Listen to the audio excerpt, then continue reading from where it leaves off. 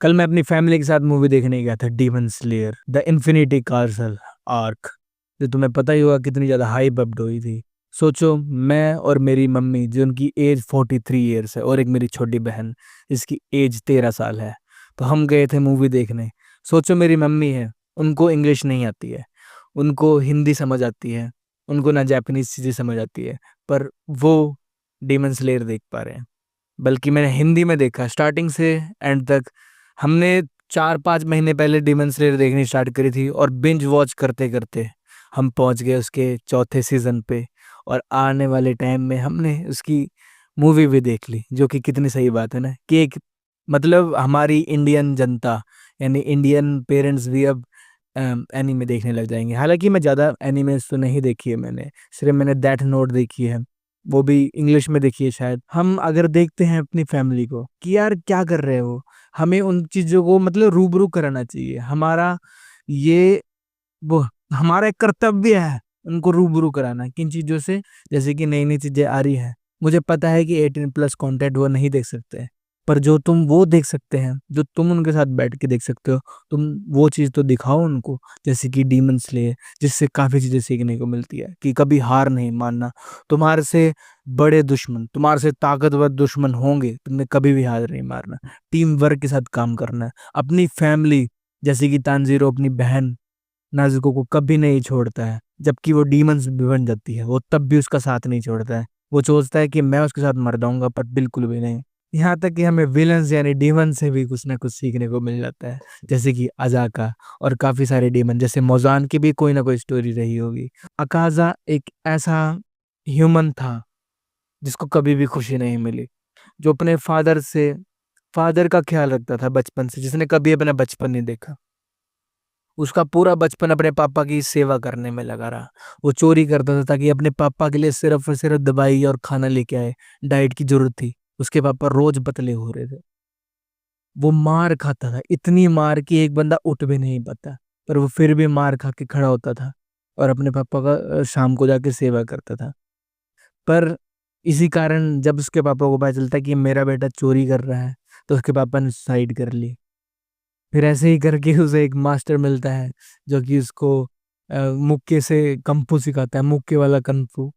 तो मतलब मैं स्टोरी क्यों बता रहा हूँ मुझे नहीं पता, पर मैं तुम्हें ब्रीफ में समझा रहा हूँ। सब कुछ मिल गया था, उसकी कंप्लीट लाइफ हो गई थी, उसके पास एक ससुर था जो उसकी बहुत केयर करने लग गया था, और उसके पास उसकी एक हमसफर थी जिसको उसने इतने साल खड़ी कर दिया था, 5 साल लगे थे उसको। और वो सेवा करने के बाद उसकी हमसफर थी, जो मतलब दोस्त थी या वाइफ बनने वाली थी, उसको भी मार देते हैं।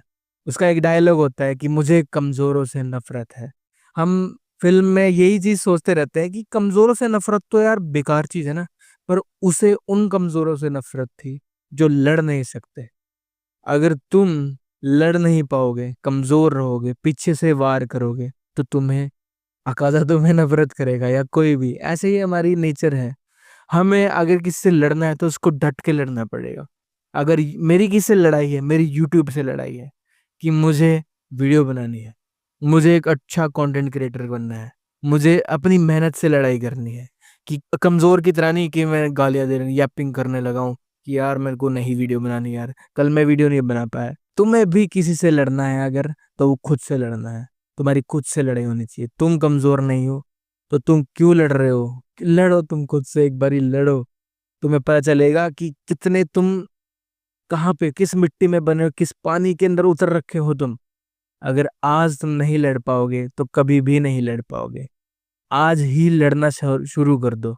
अपनी लाइफ में अपने पेरेंट्स को वो चीजें दिखाओ जिससे वो इंस्पायर हो। अपने दिमाग के अंदर वो चीजें रखो जिससे वो इंस्पायर हो।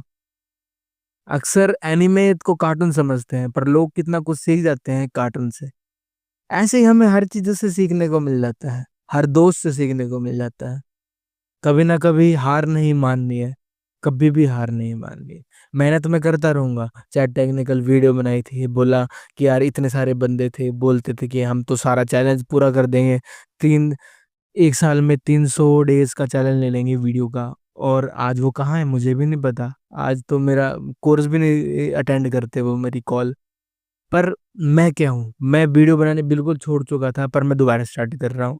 मैं ऐसा नहीं है कि बिल्कुल बंद कर दी थी, वीडियो बना रहा था मैं, पर अब मैं दोबारा बनाऊंगा वीडियो। मैं तुम्हें अपने लाइव लेसन देता रहूंगा कि अपनी फैमिली को उठा के ले जाओ, उनको इंग्लिश नहीं समझ आ रही, हिंदी में दिखाओ मूवी, उनके साथ एंजॉय करो, उनको ये तो लगे कि तुम्हारा बेटा तुम्हारे साथ जी रहा है, तुम्हारी बेटी तुम्हारे साथ जी रही है। उनको वो नई नई चीजें खिलाओ जो वो एक्सप्लोर नहीं कर पाए, क्योंकि उन्होंने अपना बचपन मार दिया है कहीं हद तक। तुम क्या नहीं चाहते कि तुम्हारी फैमिली एक अच्छी जिंदगी जिए? तुम क्या नहीं चाहते कि तुम्हारी फैमिली को भी काफी चीजें पता हो? मेरी मम्मी ब्यूटिशियन का काम करती है, जब वो अपने क्लाइंट से बात करती है, क्योंकि वो अच्छी इनकम वाले बंदों से बात करती है ना, तब वो हैरान हो जाते हैं कि मेरी मम्मी ने भी डीमन स्लेयर देख रखी है, मेरी मम्मी को भी अच्छी लगने लगी है डीमन स्लेयर। पर मैं फिर भी अपनी लाइफ तो चेंज कर सकता हूँ। मैंने एक रील देखी थी यार, सबसे बड़ी बात, उसके अंदर एक बंदा कहता है कि भगवान भगवान होते हैं, एक बच्चे को बना रहे होते हैं। तो बंदा पीछे से बोलता है, जो भगवान का मतलब साथ सपोर्टर, मतलब वो होता है भगवान के साथ रहने वाला बंदा, कि देव जी इसके अंदर मैं क्या क्या डालूं? तो भगवान बोलता है कि इसकी हाइट छोटी कर दे। ये कह रहा चलो कोई नहीं। ये कह रहा भगवान जी और क्या करूं? ये कह रहा इसकी नाक टेढ़ी मेढ़ी कर दे। ये कह रहा इसका रंग कैसा करूं? इसका रंग ऐसा कर दे, ना तो ये चिट्टा है ना तो ये काला है। और बोलता है इसके बाल अच्छे दे दे, पर इसके बाल 25 में ही झड़ने लग गए। और उसके अंदर कमेंट पता है क्या थे? कि भगवान हाँ हमारे साथ ऐसा करता है। पर क्या तुम्हें लगता है कि भगवान अगर एग्जिस्ट भी करते, दो तरह के लोग हैं, जो भगवान पे मानते नहीं मानते, अगर तुम्हारे हिसाब से भगवान है भी, तो क्या भगवान तुम्हारा बुरा चाहेंगे? बुरा कौन करता है तुम्हारा? बुरा तुम खुद करते हो। खुद अगर तुम ध्यान नहीं रखोगे, खुद मैं अगर विटामिन डी नहीं लूंगा, आयरन नहीं लूंगा, B12 नहीं लूंगा, तो मेरे बाल झड़ जाएंगे, मेरी शक्ल बिगड़ जाएगी, अगर मैं टैन होऊंगा तो मैं काला हो जाऊंगा और ज्यादा। हालांकि कुदरत से मेरे को रंग तो ऐसा मिला है, पर मैं और पर मैं और काला नहीं होना चाहता। फोन आते रहते हैं, तुम मेरी बात सुनो बस। तो मैं यही कह रहा था कि काफी चीजें ना खुद से होती हैं, कि हम अपनी लाइफ को खुद मोड़ देते हैं। एक पानी का बहाव, पानी खुद तो बहता है, पर हम ही वो इंसान है जो एक पाइप में पानी को डाल के कहीं भी ट्रेवल करा सकते हैं। हालांकि कुदरत कुदरत कभी भी नहीं रोक सकते, पर फिर भी हम पानी को ट्रेवल करा के घर घर तक पहुंचा देते हैं। तो ऐसे ही तुमने अपनी किस्मत ट्रेवल करानी है, तुमने अपनी किस्मत कहाँ तक लेके जानी है। पानी पहाड़ों से नीचे तक दूर राजस्थान तक पानी चल जाता है। तो क्या तुम्हारी किस्मत नहीं जा सकती? क्या मेरी किस्मत नहीं जा सकती? क्या हम यूट्यूब पे एक बढ़िया कंटेंट क्रिएटर नहीं बन सकते, जो सच्चाई दिखाए, जो अपना कंटेंट इतना प्यारा बना दे कि लोग समझे मेरी बात? मुझे नहीं पता कि यार मेरी कौन वीडियो देखेगा कौन नहीं देखेगा, मेरी वीडियो बोरिंग है, मैं एडिट नहीं कर पाता, मैं जीरो हूँ, जीरो। मैं जीरो भी क्या कहूँ, मैं माइनस में चल रहा हूँ अभी। माइनस से मेरे को अगर एक दो पॉइंट भी मैं, अगर मैं -8 हूँ, तो मेरे को क्या करना है? -7 बनना है। -7 से -6। ये ऐसे नहीं कि -7 से मैं जीरो पे आ जाऊं, चैट टैग की बात कर रहा हूँ मैं, रेफरेंस।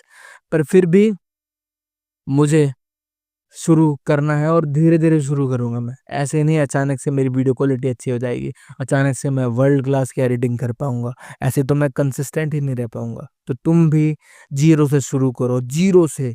और जीरो का 1% 100% कहलाता है। मतलब जीरो हो तुम, अगर उसका 1% कहलाओगे ना, 1% काम करने लग जाओगे, तो वो जीरो का 100 होता है। समझे मेरी बात? बहुत डीप है। Start with zero, end with अनंत। तो दिस इज बॉय मैडी। अपनी फैमिली को खुश रखो, क्योंकि वो तुम्हारी फैमिली चाहती है कि मैं भी खुशियों की हकदार हूँ।